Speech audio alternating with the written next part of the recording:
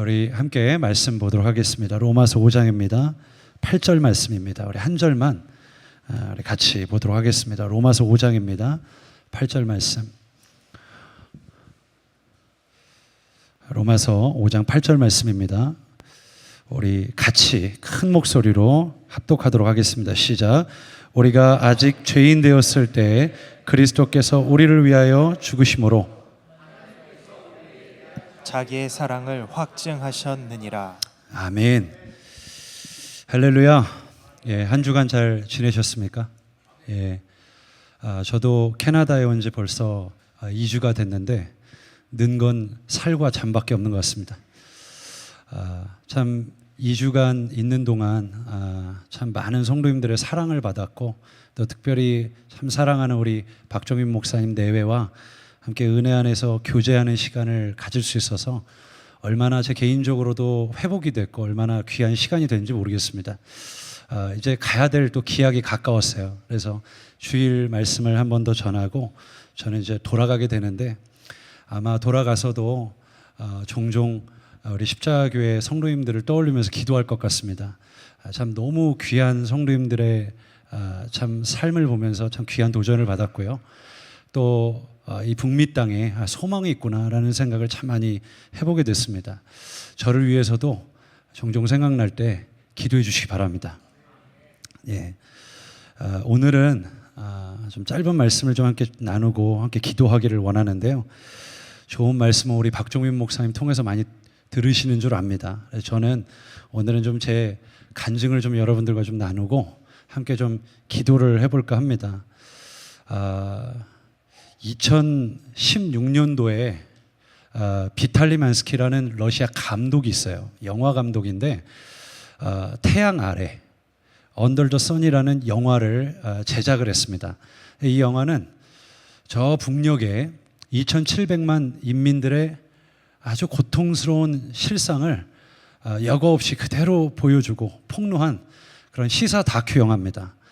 원래 이 비탈리 만스키 감독이 그럴 의도로 영화를 촬영한 건 아니고요. 원래는 평양에 일반 소시민들의 평범한 일상을 카메라에 담으려고 했는데 가서 마음이 바뀌었어요. 왜 그랬냐면 촬영을 하는데 북한 같은 아주 폐쇄적인 국가들이 대부분 그렇겠습니다만 요원들을 붙여서 사사건건 개입하고 촬영을 제한하는데 체제선전에 도움이 될 만한 건 불어 찍으라고 강요를 하는데 너무 지나치다 싶을 만큼 미화하고 과장하기 시작합니다. 촬영 스태프들이 이건 아닌데 싶었어요. 체제선전에 전혀 도움이 되지 않을 만한 것들은 은폐하고 가립니다. 모든 것을 의도적으로 조작하고 사람들을 대거 동원해서 억지스러운 장면들을 막 연출해내기 시작합니다. 이런 말도 안 되는 모습들을 보면서 비탈리 만스키가 이건 국제사회에 고발해야 되겠다. 이런 코미디 같은 나라가 어디 있나. 그러면서 이 북한 요원들이 따라다니면서 제안하는 모습들을 그냥 카메라에 그대로 다 담았습니다. 그리고 국제사회에 폭로한 거죠. 그래서 이렇게 이건 찍지 마시오, 저건 찍으시오 이렇게 하는데 그 모습들을 여과 없이 다 촬영했어요. 이 내용은 정말 단순한데요. 8살짜리 리진미라는 여자아이가 나옵니다. 이 여자아이가 조선 청년단에 입단하고 태양절이라고 하죠. 김일성의 생일을 준비하는 과정을 이제 보여주는데 말이 조선 청년단이지 말은 그럴듯한데 사실은 그냥 김정일 기쁨조예요. 그 이상도 그 이하도 아닙니다. 이 리진미의 아버지 어머니 역으로 나오는 두 부부도 다 정해준 각본대로만 말합니다. 너무 기계적이에요. 그리고 상투적인 말만 계속 반복합니다. 직업도 심지어 정해준 대로만 이야기합니다. 실제 직업은 달라요. 그런데 어머니는 당신은 봉제 공장 다닌다고 말하시오. 당신은 노동자라고 말하시오. 그러면서 각본대로 연기를 하는 거예요. 이 영화의 마지막 장면이 정말 슬프고 인상적이에요. 이제 촬영 스태프들이 인터뷰를 하는데 진미에게 물어봐요. 진미 학생, 이제 조선 청년단에 입단하는데 모든 사람들이 그걸 영광스럽게 생각하는데 어떤 기대를 갖고 있어요? 이렇게 물었어요. 그러니까 이 아이가 갑자기 각본에 없는데 눈물이 막 흘리기 시작해요. 뚝뚝뚝뚝뚝 눈물을 흘려요. 그러니까 너무 당황했어요. 촬영 스태프들도 당황하고 그걸 옆에서 지켜보던 북한 요원들도 옆에 지켜보면서 너무 당황스러운 거죠. 이게 촬영되면 안 되는 거예요. 그래서 아이를 툭툭 쳐가면서 왜 울어? 왜 울어? 울지 마. 막 그러면서 애를 다그치는데 아이가 8살밖에 안 됐으니 어떻게 그런 위로의 눈물을 뚝 그치겠습니까? 아이가 막 무서우니까 눈물을 뚝뚝뚝 흘려요. 그러니까 촬영 스태프들이 얼른 눈물을 그치게 하려고 진미 학생 좋은 기억들을 떠올려 봐요. 좋은 기억들이 있을 거 아니에요. 그랬는데 이 아이가 더 슬픈 이야기를 하는 거예요. 좋은 기억? 저는 그런 거 모릅니다. 이렇게 이야기를 하는 거예요. 그러면서 계속 우는 거예요. 그러니까 이 촬영 스태프들이 좋은 기억이 없어요? 그러면 좋은 시나 좋은 추억들을 떠올려 봐요. 그랬더니 이 아이가 좋은 시? 좋은 시 하더니 어렸을 때부터 학습된 김일성 찬양시를 하나도 틀리지 않고 읊어대는 거예요. 그 모습이 더 슬펐어요. 나는 위대한 김일성 대원수님께서 이러면서 토시 하나 틀리지 않고 학습된 시를 읊어대는 거예요.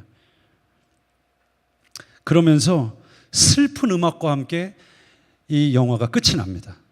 이 영화의 제목은 언더 더 선, 태양 아래라는 제목이지만 부제가 있어요. 진미야 행복하니? 라는 게 제목이에요. 무슨 의미인지 아시겠습니까? 진미야 행복하니.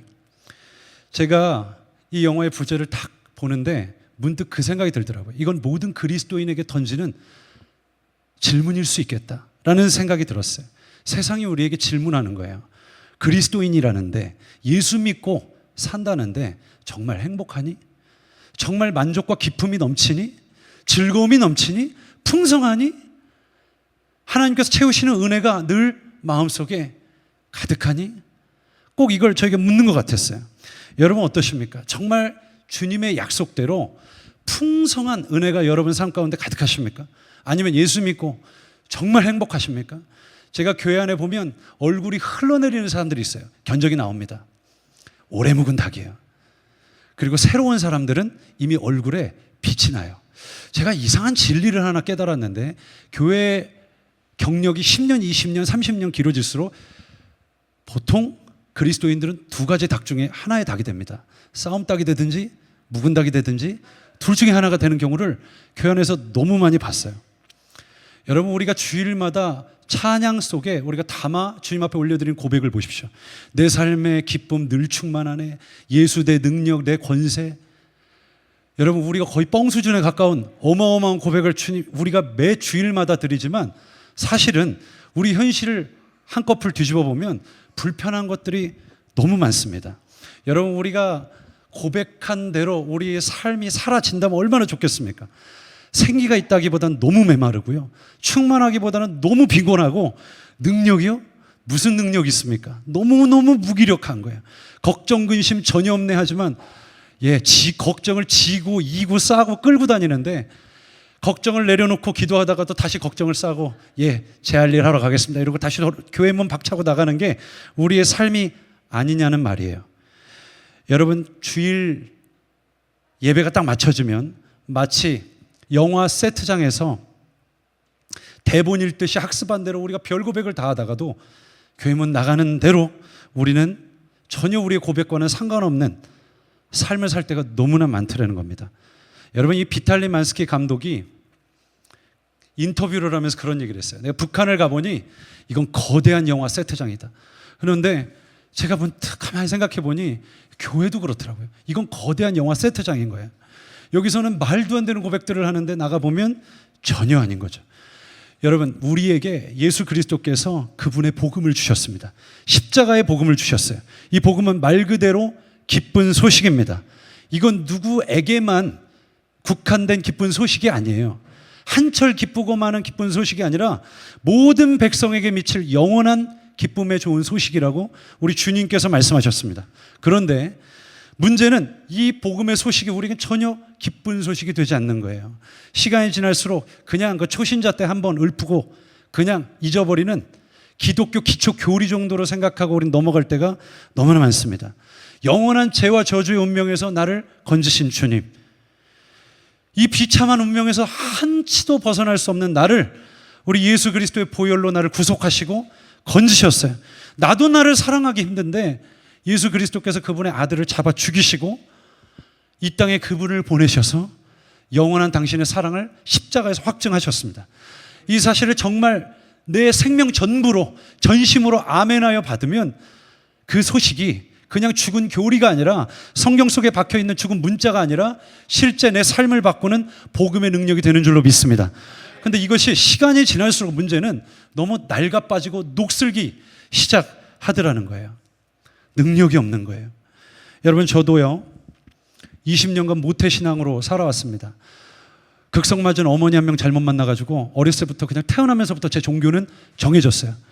이건 뭐 어디 가서 절밥 먹고 살 수가 있나, 어디 가서 뭐 못된 짓을 할 수가 있나, 할 수가 없는 거예요. 그냥 어머니가 늘 눈에 쌍심지를 키고 교회를 가나 안 가나 저를 쳐다보니 안 갈 수가 있어야 말이죠.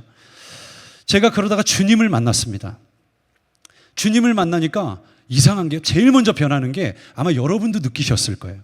예배가 제일 먼저 바뀝니다. 예배가 종교 생활이 아니에요. 예전에는요 이게 그냥 종교 세레모니였어요.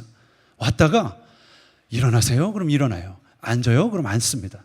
우리 교동문 함께 합시다. 그럼 교동문을 아주 익숙하게 서로 주고받습니다. 찬양도요 기가 막히게, 이 가사가 담고 있는 의미도 고백도 전혀 모른 채 그냥 읊어댔어요. 설교요 단 한 번도 집중해서 들어본 적 없습니다.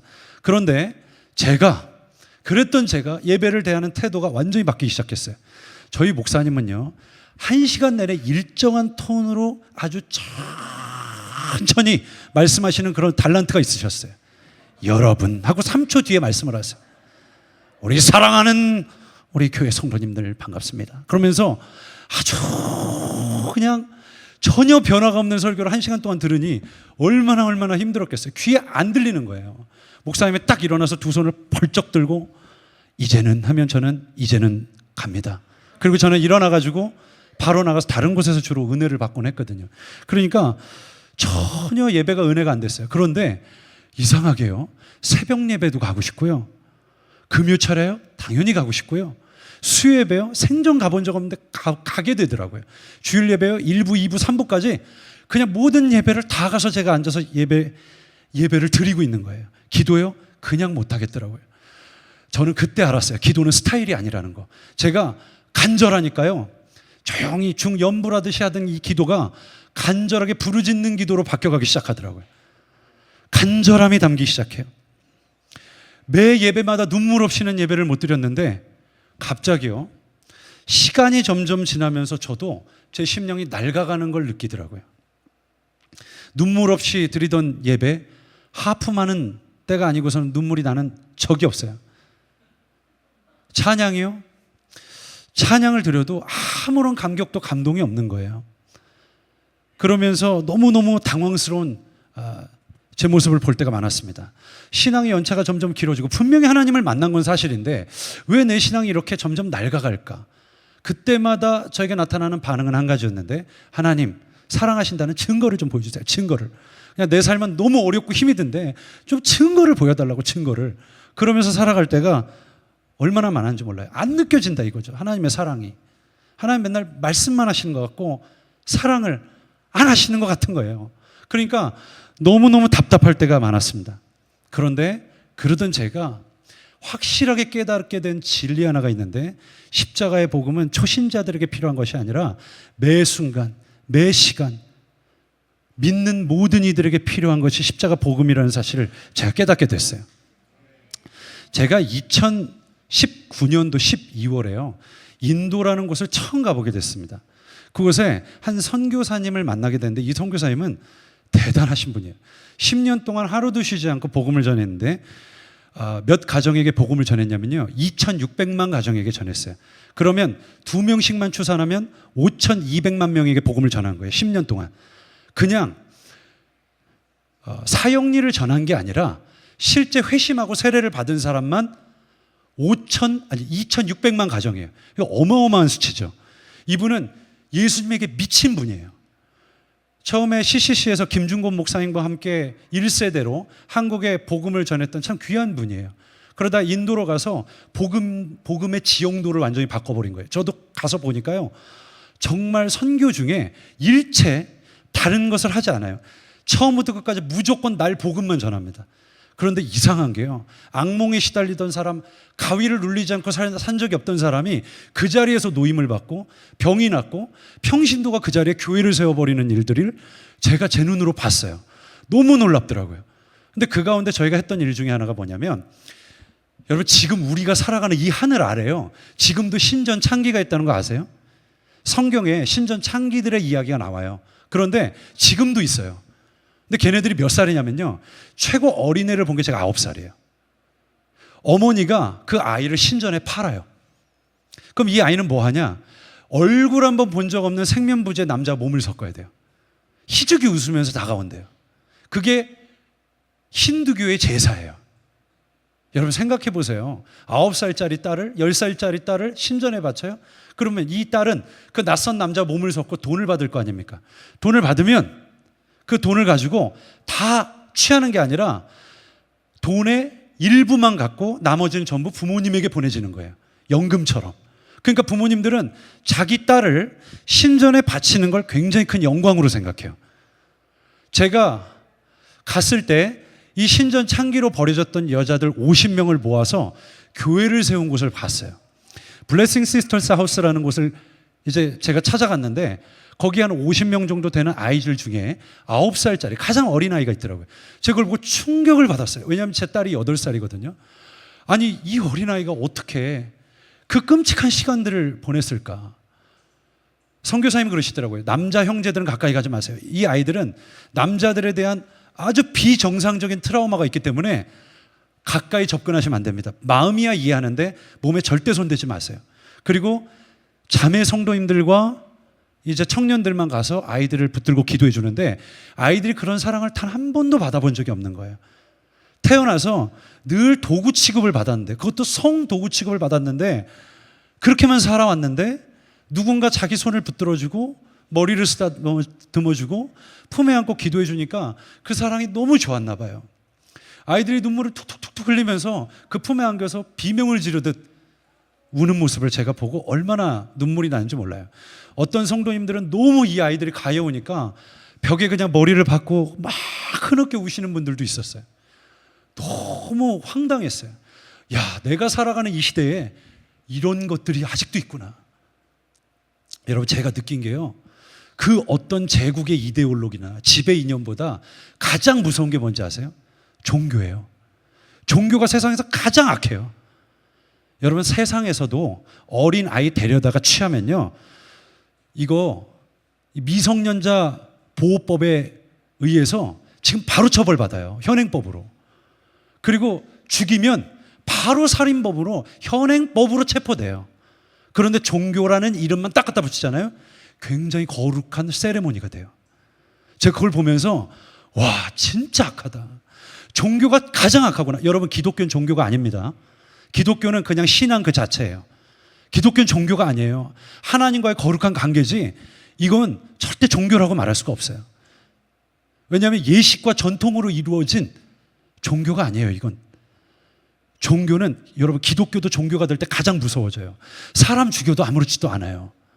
사람 모든 걸 다 빼앗아도, 심지어 나라 땅 뺏고 사람 죽여도 아무렇지도 않은 게 기독교가 된다고요. 그래서 절대 기독교는 종교가 되면 안 돼요. 여러분, 이 인도에 신전 창기로 버려졌던 아이들을 기도하는데요, 선교사님이 나와서 이 아이들을 축복하고 기도하는 자리가 있었어요. 시간이 있었어요. 그런데 이 선교사님이 뭐라고 하시냐면, 여기는 고아원이 아니야. 누군가 여기가 고아원이냐고 묻거든 이렇게 말해라. 여긴 교회다. 너희는 예수께서 핏값 주고 산 거룩한 하나님의 자녀들이다. 더 이상 고아가 아니다. 난 너희들의 아버지다. 그러면서 이 자매들에게 뭐라고 이야기를 하냐면, 내 딸은 미국에서 지금 공부하고 있다. 너희들 중에 공부하고자 하는 딸들이 있다면 나는 미국에 보내서 내 딸처럼 똑같이 교육시킬 것이다. 필요한 것이 있다면 눈치 보지 말고 얘기해라. 가방이 필요하다면 가방 달라고 이야기하고, 옷이 필요하면 옷 사달라고 이야기하고, 그리고 학용품이 필요하면 학용품이 필요하다고 얘기해라. 눈치 보지 말고 냉장고에서 먹을 것을 꺼내 먹어라. 너희들은 더 이상 고아가 아니다. 내 딸이다. 이야기하는데 아이들이 흐슥 막 눈물을 훔치는 거예요. 근데 저도 옆에서 그 이야기를 듣다가 참 많이 울었어요. 왜 그랬냐면, 은혜가 돼서 온 게 아니라 저 약속을 받은 게 난데 나는 왜 저걸 못 누리고 있지? 라는 생각이 들더라고요. 분명히 하나님께서 아들의 피와 생명으로 나를 자녀 삼으시고 어마어마한 은혜를 약속하셨어요. 성경을 눈 씻고 제대로만 읽어봐도 우리에게 약속하신 이 풍성한 약속의 내용들이 얼마나 어마어마한 것인지 우리가 알 수 있어요. 그런데 하나도 못 누리는 거예요. 왜 나는 못 누리고 있지? 왜 내 삶은 이렇게 빈약하고 메말라가지? 나는 목사인데, 나는 주님의 종으로 부름받았는데, 나는 매주 예배를 드리는데 왜 내 삶은 이렇게 말라가지? 왜 이렇게 녹슬어가지? 라는 생각이 진지하게 들기 시작했습니다.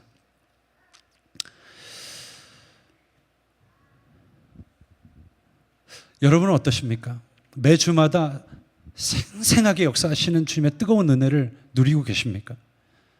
풍성하십니까? 열매 맺고 계십니까? 여러분, 사실 한국 교회도 그렇지만 교회 문을 열고 딱 들어가 보면 교회 예배는 하나의 종교 행사가 됐고 많은 종교인들이 주일날 와서 익숙한 관례를 따라 종교 행사하다 돌아가는 경우들을 많이 봅니다. 그러니까 예배의 능력이 없어요. 삶을 보면 너무 빈약해요. 이게 믿는 사람인지 안 믿는 사람인지를 잘 모르겠어요. 믿는 것도 아니고 그렇다고 안 믿는 것도 아니에요. 그리스도인인 것도 아니고 그리스도인이 아닌 것도 아니에요. 이게 도대체 정체가 뭔지를 모르겠는 그리스도인들이 한국 교회 안에도 굉장히 많습니다. 너무 빈약한 거예요. 본인이 믿고 있다고 얘기하는데 뭘 믿고 있는지도 잘 모르겠고, 본인이 고백을 하고 있는데 뭘 고백하는지도 잘 모르겠는 이런 헷갈리는 상태로 신앙생활을 하다 보니까 이렇게 20년, 30년, 40년 지나가는데 단 한 번도 주님 앞에 진지하게 자기 영을 돌아보지 않은 채 그냥 종교 행위를 하다가 그냥 이 땅에서의 자기 삶을 마감하는 사람들도 많이 봤습니다. 저도 그렇게 될까 봐 너무 두려워요. 여러분, 저는 주님을 만나고 참 깊은 고민 가운데 있었어요. 저희 멘토 목사님이 저에게 너는 선교사가 될 마음이 없니? 이렇게 물으시더라고요. 저는 전혀 마음이 없었어요. 목사님, 저는 특별한 사명자가 되고 싶은 마음은 추호도 없습니다. 목사님이 네가 선교사가 되어 살면 참 주님 안에 묵묵하게 잘 갈 것 같다. 한번 기도해봐. 기도조차 하지 않았어요. 왜냐하면 기도하면 가라고 하실 것 같아서. 그런 마음이 들 때가 있잖아요. 이미 답은 알고 있는데 기도하면 주님께서 줘라, 나눠라, 네가 낮아져라, 용서해라 그러실까 봐 기도를 못 하겠는 거. 그럴 때가 있더라고요. 정말 어떻게 해야 되나.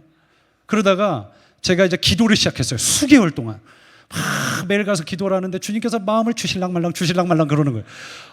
이거 가야 되나 말아야 되나 그런 고민을 하고 있다가, 그래, 주님이 은혜를 주셨고, 그래, 우리 멘토 목사님이 또 권면을 하신 거니까 쉽게 생각하면 안 되겠다 싶어서 고민을 실제 했어요. 근데 저희 어머니가 갑자기 오시더니 야, 내가 나랑 가깝게 지내는 목사님이 한 명 있는데 그 목사님이 바이올린을 켜시는데 내가 그 목사님한테 바이올린을 배우러 종종 갔는데 개척교회거든.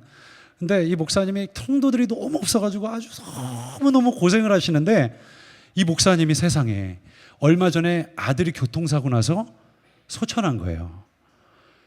그래서 그 교회 옆을 지나가면 그 목사님이 막 비명을 질러가면서 기도하는 소리를 한번 듣고 목사님이 저희 어머니가 눈물을 흘리고 저 목사님 어떻게 도와드려야 되나 너무 안타까워 하셨다는 이야기를 저한테 하시는데, 이 얘기를 나한테 지금 왜 하지? 라는 생각이 들면서 저게 내 미래? 라는 생각이 드는 거예요.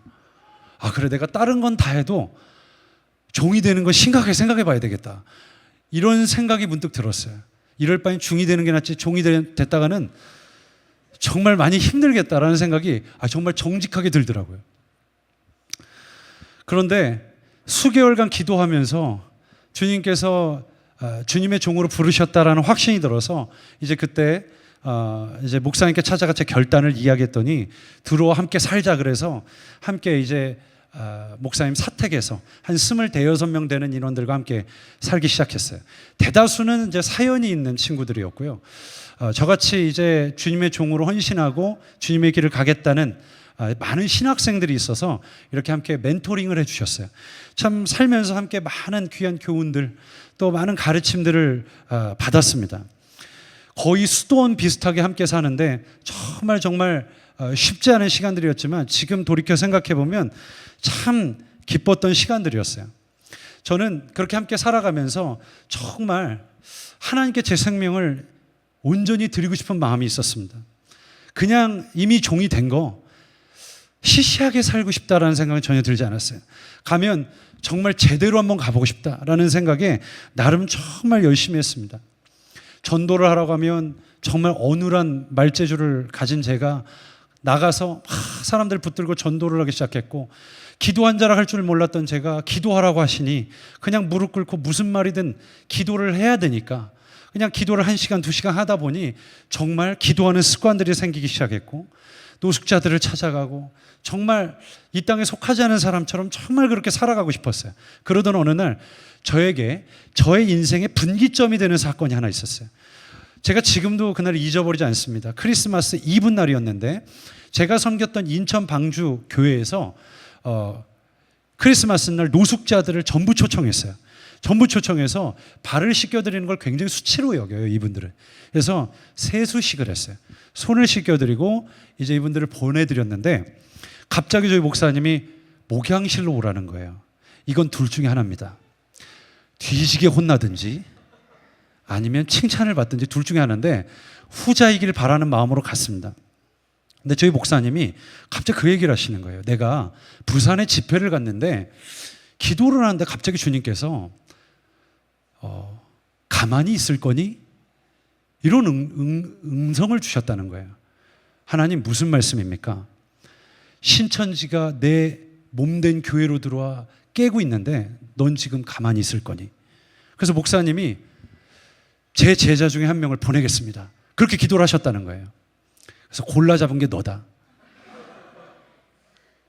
그러시면서 뭐라고 하시냐면 꼭 누군가 가야 하는데 누가 가지? 네가 갔으면 좋겠는데. 그러면서 저희 목사님 또 인격적이라 너 가. 그렇게 얘기를 안 하세요. 둘러 누가 가지? 네가 갔으면 좋겠다. 이렇게 얘기를 하시는데 이게요, 여러분 성경에 나오는 장면이더라고요. 이사야서 6장에 보면 하나님께서 이사야를 불러요. 제단 숯불을 가져다가 입술을 찢어서 죄를 사하신 다음에 갑자기 누가 나를 위하여 갈고? 그러면서 이사야를 놓고 물어보신다고요. 근데 이게 얼마나 웃긴 상황이냐면 이사야 한 명밖에 없어요. 이렇게 놓고 누가 가지? 이건 아버지가 지금 방에 나와서 저밖에 없는데 누가 아버지 신부를 가나? 이렇게 물어보는 거랑 똑같은 거예요. 누가 나를 위하여 갈고? 그러니까 이사야밖에 없으니까 주여 제가 여기 있나이다 저를 보내소서. 이게 보니까요 자발성이 아니라 반강제적으로 간 거더라고요. 보니까 저도 누가 가나? 제가 하겠습니다. 그래서 이제 첫 출발을 하게 된 거예요. 시작하면서 이게 될까? 라는 생각이 들었어요. 그때 막 신천지가 어마어마하게 막 한국 교회를 막 쑥대밭으로 만들어 놓을 때예요. 한국 교회는 신천지에 대한 정보가 많이 없다 보니까 막연한 두려움이 있었어요. 근데 제가 어떻게 들어가겠어요, 거기를. 아는 사람도 없는데. 그래서 서울에 가면 광화문에 큰 대형 서점이 하나 있어요. 거기 기독교 코너를 기웃기웃거리면 신천지가 꼬인다는 정보를 입수하고 제가 가서 성경책을 일부러 펴놓고 굉장히 경건한 척 서 있었어요. 그러니까 누군가 꼬일 줄 알았는데 꼬이질 않아요. 참 희한하다. 왜 이렇게 미끼를 물질 않지? 하여튼 뭐 우여곡절 끝에 한 권사님을 만나게 됐어요. 이분은 나이가 60이 넘어요. 머리가 하얗게 새신 연세가 많은 권사님 한 분을 만나게 됐는데 성경 공부를 하자는 거예요. 지금도 신도림에 테크노마트라는 큰 대형 몰이 있는데 거기 밑에 가면 만남의 광장이라는 곳이 있어요. 거기 가서 성경을 펴놓고 이제 성경 공부를 하는 거예요. 이분은 연세가 많으시다고 그랬잖아요. 그러니까 연세가 많으신 분들은 죄송하지만 업데이트가 잘 안 돼요. 한 말을 하고 또 하고 또 하고 또 해요. 근데 너무 놀라운 건 자기가 그 말 했다는 걸 몰라요. 그래서 성경 공부를 하는데 무슨 말인지를 제가 모르겠는 거예요. 아니 좀 납득이 되는 얘기를 해야 아멘을 할 텐데 그러니까 아담이 가만히 있어봐. 누굴 낳더라? 아담이 요셉을 낳았어요. 요셉이 누굴 낳냐? 하와를 낳았어요. 아닌가? 뭐 이러니까 너무 은혜가 되네요, 권사님. 그러면서 이제 같이 성경 공부를 하는 거예요. 그렇게 6개월을 공부를 했어요. 그러던 어느 날 저에게 탯줄을 끊고 나오라는 거예요. 그러면서 저에게 모든 것을 책임져 줄 테니까 나와라. 교회에서도 나오고 집에서도 나와라. 그리고 이미 저에 대한 조사를 끝냈더라고요. 그래서 제가 생각 좀 해보겠다. 일단 고민하는 신용이라도 해야 되니까 제가 가서 알겠다, 고민 좀 해보겠다 하고 제가 나가겠다 얘기했더니 서울에 고시원을 하나 잡아놨더라고요. 19만 원짜리 일용직 종사하시는 분들이 모여 사는 곳이 있어요. 거기는요 너무 더우니까 복도에 속옷만 입고 남자분들이 쭉 나와서 다 누워 있어요. 그런 소굴에 저를 넣어놓고 공부를 하라고 한 거예요. 제가 이제 고민이 되는 거예요. 왜냐하면 학교도 휴학을 해야 되죠. 이제 사역을 하던 교회에서도 나와야 되죠. 그래서 제가 고민을 하다가 저희 목사님이 그래도 나름 상식을 가진 분이기 때문에 목사님 제가 신천지로 깊이 들어오라는데 제가 그렇게 해야 될까요? 아직 학교도 남았고요. 그렇게 이야기를 했는데 저희 목사님은 보통 그러세요. 그래도 끝낼 건 끝내고 들어가야지. 보통 그렇게 얘기하시는데 생명을 드릴 수 있겠니? 이렇게 물어보시더라고요. 그래서 제가 얼떨결에 아멘 그랬는데 목사님이 얼른 끊자 그러더니 전화를 끊으시더라고요. 지금 생각해보니까 마음이 바뀔까 봐 그런 거예요. 그래서 내가 왜 그랬지?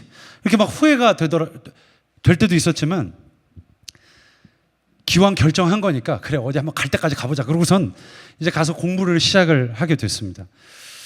이제 한 공간에 들어가지고 공부를 하는데 제가 그날 주제를 지금도 안 잃어버려요.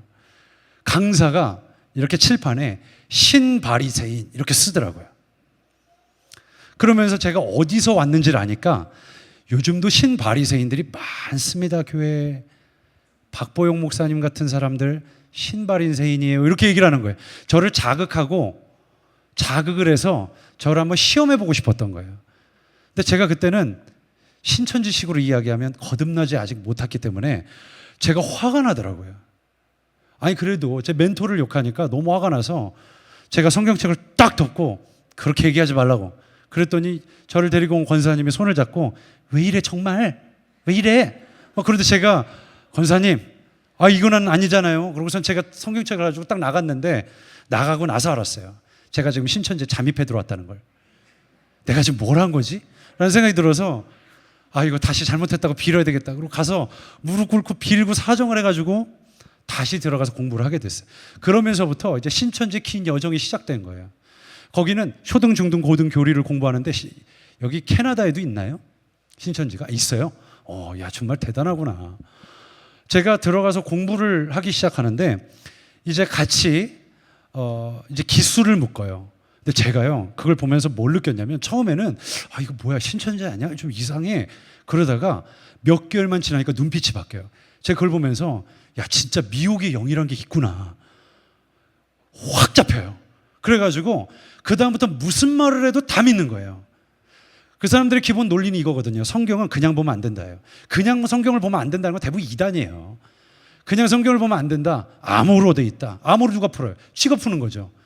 그리고 나밖에 천상천하 유아 독존인 거예요.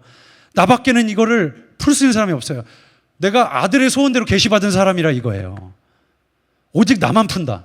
그게 비유풀이에요. 그럼 그 비유풀이로 하나님의 뜻을 알면 죄사함 받고 천국 가는 게 그 사람들의 논리거든요. 그러니까 암호풀이를 해야 되는 거예요. 그 다음부터는요 무슨 얘기를 해도 다 믿어요.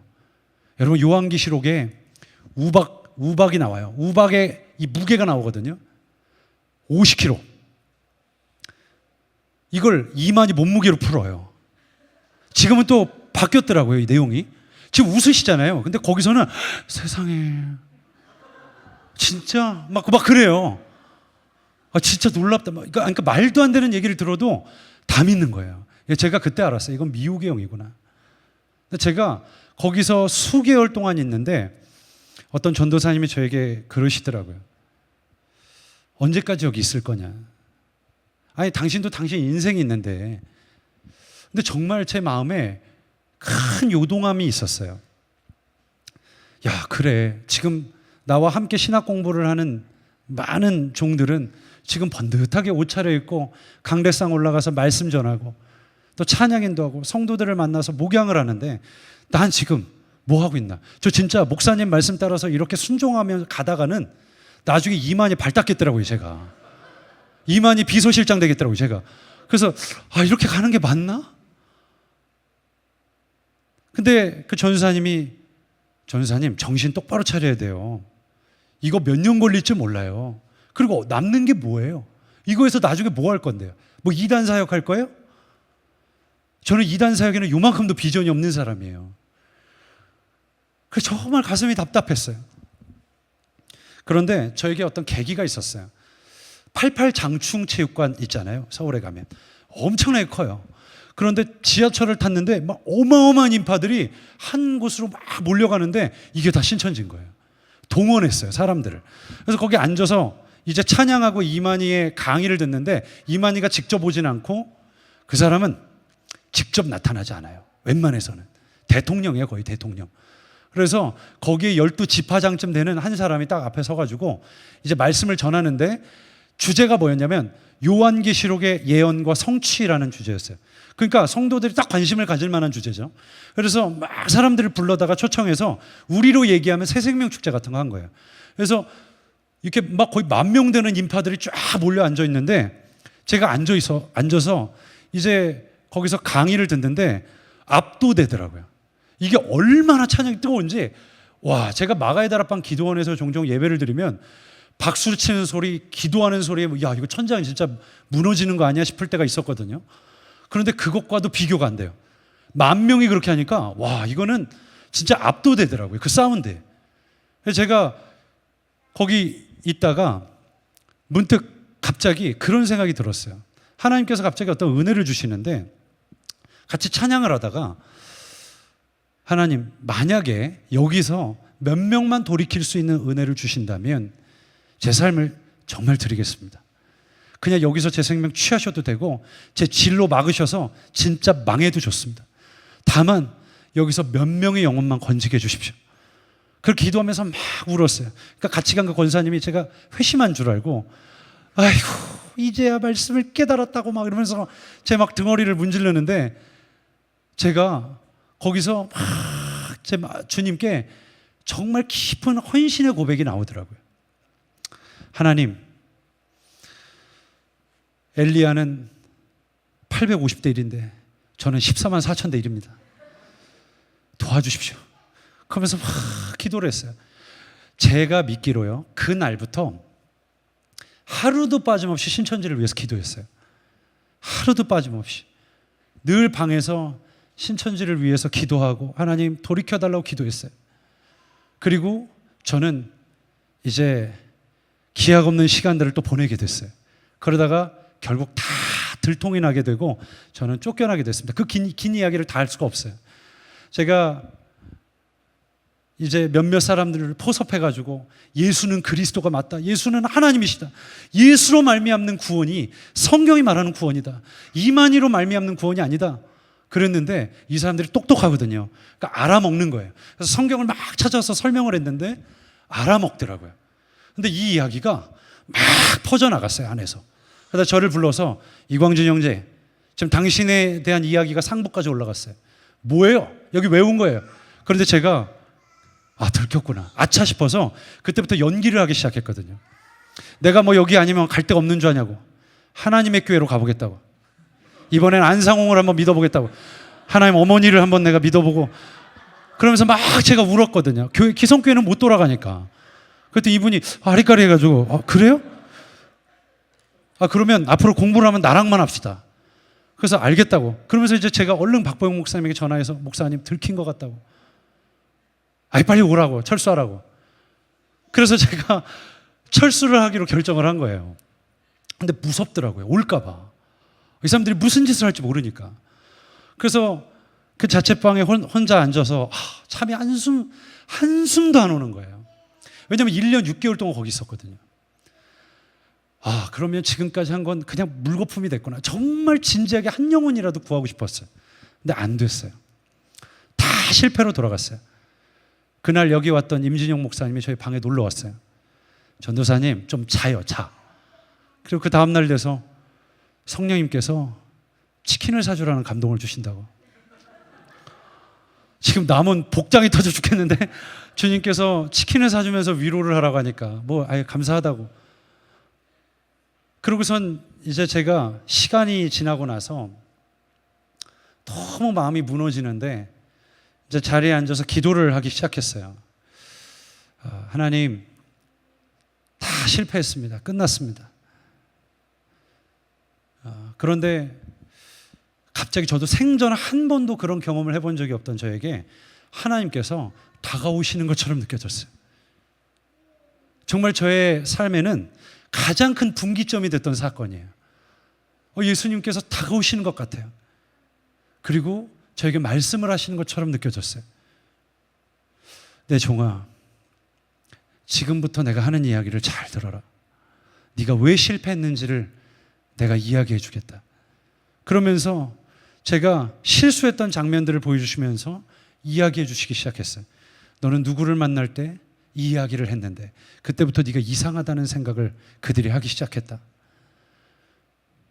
너는 그들에게 이런 이야기를 했을 때 그들 몇 사람이 네가 이런 이야기를 했다고 서로 이야기를 나누었다. 그리고 이 이야기가 퍼지기 시작했다. 그래서 제가 고개를 푹 숙이고 가만히 듣고 있는데 우리 주님께서 두 번째 말씀을 하기 시작하셨어요. 내 종아, 수고했다. 내가 너에게 줄 상급이 있다. 제가 아멘 하고 이제 자리에서 일어나서 인천으로 돌아왔어요. 저는 그때만 해도 마가의 다락방 금지령이었어요. 갈 수가 없었어요. 왜냐하면 신천지가 마가의 다락방을 왔기 때문에. 제가 뭐 이미 이제 끝났으니까 마가의 다락방으로 돌아갔는데 이제 박보영 목사님이 말씀을 전하시고 딱 내려오는 시간에 맞춰 제가 딱 올라갔는데 목사님이 딱 나오시자마자 제 손을 딱 잡고 하셨던 이야기를 지금도 잊지를 못해요. 10년이 훨씬 더 지났는데요. 제 손을 딱 잡으시면서 광진아, 내가 오늘 아침에 너를 위해서 기도하는데 하나님께서 그러시더라. 내 종아, 수고했다. 내가 너를 위해 줄 상급이 있다. 이렇게 얘기를 하시더라. 그 상급이 뭔지는 네가 기도해서 물어라. 근데 제가 그 이야기를 듣는데 머리부터 발끝까지 소름이 확 더 돋는 거예요. 저는 원래 그 다음 해에 미국에 가기로 돼 있었거든요. 그런데 하나님께서 귀한 인도하심으로 저는 캐나다에 오게 됐어요. 저는 오면서 마치 그때는 하나님께서 옆에서 하나님 부르면 왜? 라고 대답해 주시는 것 같은 느낌을 받을 정도로 굉장히 은혜의 허니문 기간을 보냈어요. 캐나다에 오는데 저는 영어를 정말 못해요. 그래서 헬로우, 땡큐, 아임 쏘리 뭐 이런 거밖에 몰라요. 그래서 처음 캐나다를 가는데 영어를 못하는데 난 어떻게 해야 되나. 생전 비행기를 북미를 가는 걸 처음 타보는데 주님 저를 도와주세요. 근데 누가 그러더라고요. 외국 갈 때는 머리 검은 사람들만 따라다니면 된다고. 그래가지고 제가 유학 비자를 내고 이제 처음 캐나다를 오던 날이 생각나요. 주님 저를 도와주세요. 그랬는데 비행기를 탔는데 카트를 밀고 다니던 한 승무원 하나가 비프 올 치킨 이렇게 물어보더라고요. 제가 그게 뭐지? 이러고 눈이 휘둥그레 돼서 쳐다봤는데 옆에 계신 분이 충청도 분이셨나 봐요. 치킨 좋아해요? 아니면 소고기 좋아해요? 기왕이면 소고기가 좋죠. 비프! 그랬더니 소고기가 나오는 거예요. 저는 그런 줄도 모르고 한참을 오면서 긴장을 했어요. 외국에 처음 나가보니까. 밴쿠버에서 내렸는데 장기 체류 라인과 단기 체류 라인이 이렇게 있는 거예요. 저도 그냥 머리 검은 사람들이 다 단기 체류 라인에 서 있으니까 저도 거기가 서 있었어요. 근데 제가 지금도 기억이 나는 게요. 이건 제 개인적인 체험이에요. 제 어깨쯤 오는 한 히스패닉 하나가 여기 명찰을 하나 하고 있었어요. 근데 저한테 오더니 딱 저를 보더니 신학생? 이렇게 묻는 거예요. 그래서 너무 황당해서 신학생. 그랬더니 이 사람이 다시 묻는 거예요. 신학생? 이렇게 물어요. 제가 고개를 이렇게 끄덕끄덕 했더니 따라오라는 거예요. 따라오래서 이렇게 제가 갔는데 제가 지금도 생각나거든요. 그게 노란 간판이었는데 거기에 뭐라고 써 있었냐면 다른 건 다 생각 안 나고 유학생이라고 써 있더라고요. 한글로. 근데 그거를 이렇게 손가락 가리키면서 신학생이 이렇게 묻는 거야. 그래서 제가 고개를 끄덕끄덕했더니 너는 일로 가라는 거예요. 장기 체류 라인으로. 그래서 제가 이렇게 갔어요. 가는데 너무 이상하잖아요. 뒤를 확 돌았는데 그 사람이 없는 거예요. 그래서 제가 너무 희한했어요. 그래서 제가 캐나다 토론토에 내려서 저를 처음 맞이해 주셨던 목사님의 그 얘기를 했는데 안 믿으시더라고요. 그럴 리가 없다는 거예요. 잘못 들었을 거라는 거예요. 그래서 그 뒤로 제가 이 얘기를 안 해요. 어차피 얘기해봐야 아무도 안 믿기 때문에 이 얘기를 안 하게 됐어요. 예? 아, 믿지 말라고요? 예, 감사합니다. 제가 그렇게 하나님과 은혜의 허니문 기간을 갖게 됐어요. 정말 많은 은혜가 있었어요. 정말 흔들림 없이 하나님께 제 삶을 모든 걸 다 드리고 싶었거든요. 제가 그리고 한국에 돌아왔을 때 많은 성도님들이 이야기했어요. 아유, 우리 전도사님 얼마나 귀해. 하나님께서 크게 쓰실 거예요. 하나님께서 붙들어 주실 거예요. 인도해 주실 거예요. 아유, 우리 아들도 우리 전도사님 같으면 얼마나 좋아. 참 많은 은혜의 귀한 칭찬들을 많이 들었지만 저는 그렇게 마음이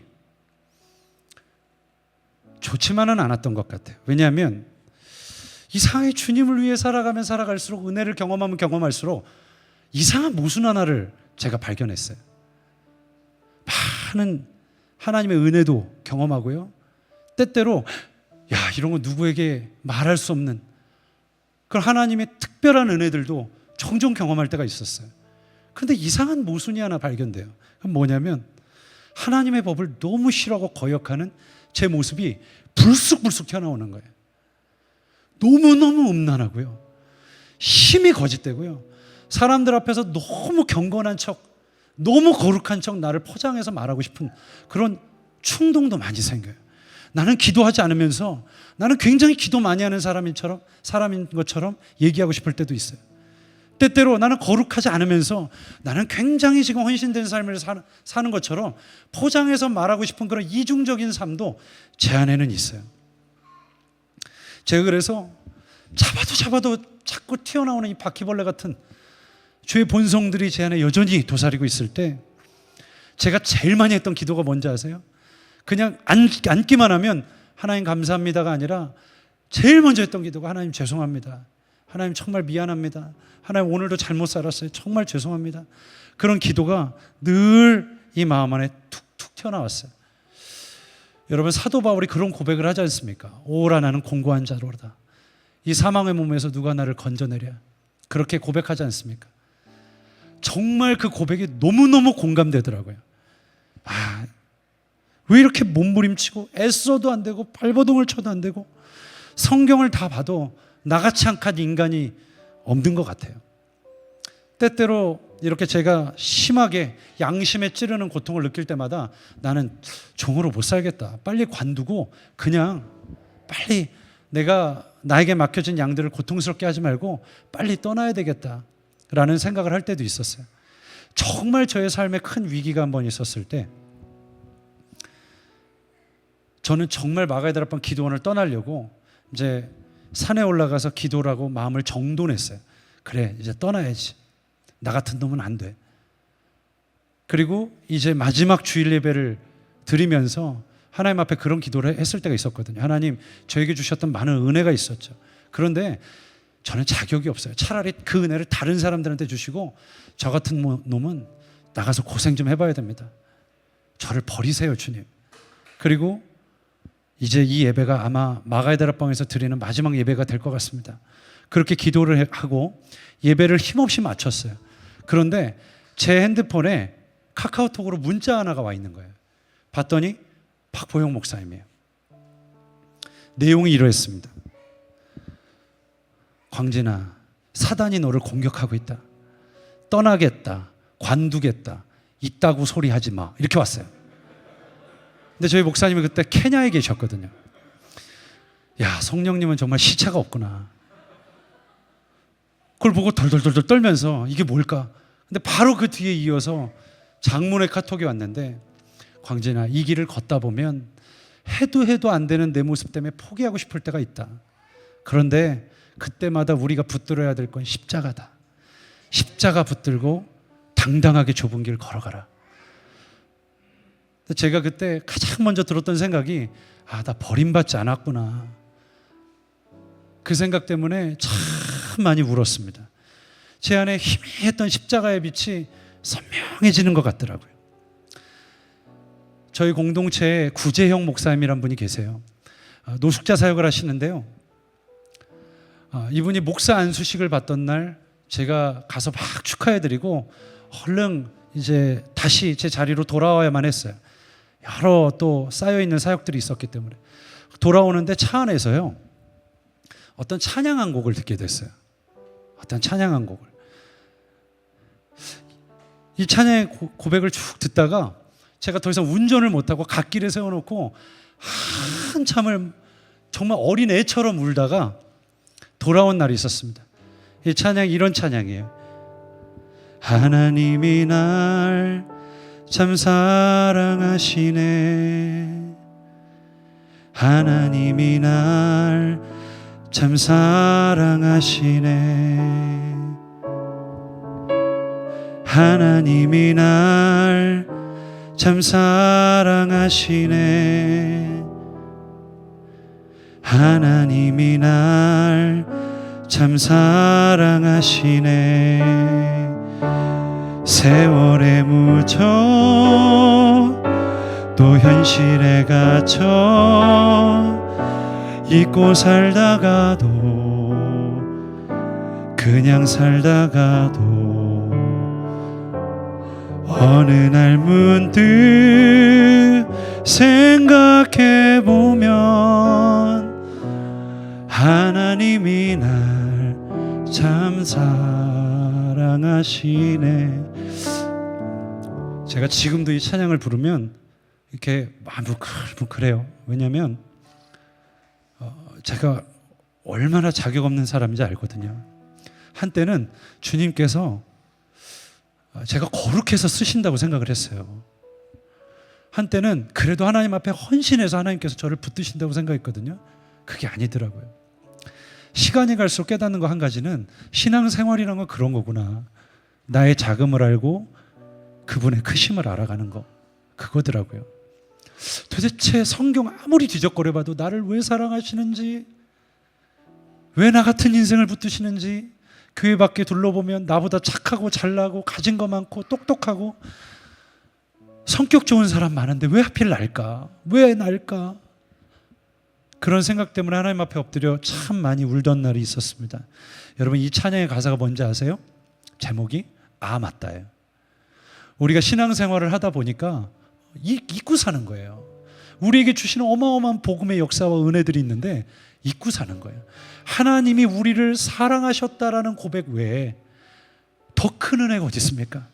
예수 믿고 대박나서 집 사고, 예수 믿고 대박나서 좋은 차 한 대 굴리고, 예수 믿고 대박나가지고 주말마다 좋은 데 놀러 다니고, 예수 믿고 대박내서 내 자식 너무너무 잘 되고, 저도 할 수만 있다면 그렇게 축복하고 싶어요. 그렇게 됐으면 좋겠어요. 그러나 우리에게 가장 큰 축복은 하나님의 아들 예수 그리스도를 우리 가운데 보내주신 겁니다. 그분이 우리를 사랑하신다는 거, 그것만큼 더 큰 은혜가 어디 있겠습니까? 여러분, 주님이 우리를 사랑하신다는 이 어마어마한 성경의 진리를 들을 때마다 우리 가슴이 뛰어야 합니다. 감격스러워야 합니다. 2017년도에 정신지체 장애를 앓고 있던 한 자매가 12층에서 뛰어내렸어요. 그런데 살았어요. 몸이 건물 밖으로 나갔는데 살았어요. 어떻게 살았는지 아세요? 엄마가 잡았어요. 딸이 뛰어내렸는데 그 팔을 잡았어요. 그래서 딸이 살았어요. 몇 분 동안 그렇게 있었냐? 15분 동안. 엄마가 잡고 있는데 딸이 소리를 치는 거예요. 제발 좀 놓으라고. 나를 좀 놔달라고. 나 죽고 싶다고. 그런데 엄마가 그렇게 이야기하는 거예요. 아니, 절대 못 놔. 절대로 놓을 수 없어. 내 딸이니까. 그리고 15분 동안 여러분 21살짜리 딸이 놔달라고 막 몸부림치는데 엄마가 무슨 힘이 있어요. 근데 엄마가 절대 포기하지 않는 거예요. 내 딸이니까. 아니, 죽어도 못 놔. 죽어도. 그리고 구급차가 올 때까지 그대로 버티고 있었어요. 그게 어떻게 가능했을까요? 엄마니까. 저는 그게 우리 주님이라고 믿습니다. 여러분, 우리가 끝까지 험한 십자가를 붙들어야 하는 이유는 그 사랑 없이는 한 발자국도 걸어갈 수 없는 길이기 때문입니다. 우리가 잘났기 때문에 갈 수 있는 길이 아닙니다. 우리 의지가 대단해서 갈 수 있는 길이 결코 아닙니다. 여러분, 이 사랑을 힘입고 우리가 이 좁은 길을 걸어가시는 저와 여러분 되시기를 주의 이름으로 축복합니다. 우리 시간 함께 좀 기도했으면 좋겠는데요. 우리 먼저 이렇게 좀 기도했으면 좋겠습니다. 하나님, 우리가 십자가의 거룩한 은혜를 우리 다시 한번 붙들고 나아가기를 원합니다. 때때로 잊고 살았고 망각하고 살았습니다. 하나님, 그러나 우리가 그 사랑을 다시 한번 우리 마음 가운데 계시해 주셔서 그 사랑에 붙들려 걸어가는 길이 될 수 있도록 주여 우리를 붙들어 주시옵소서. 주님, 우리의 영안을 열어주시고 우리의 굳어지고 낡은 우리의 심령을 열어주셔서 그 사랑을 깨닫고 나아갈 수 있도록 주여 함께하여 주시옵소서.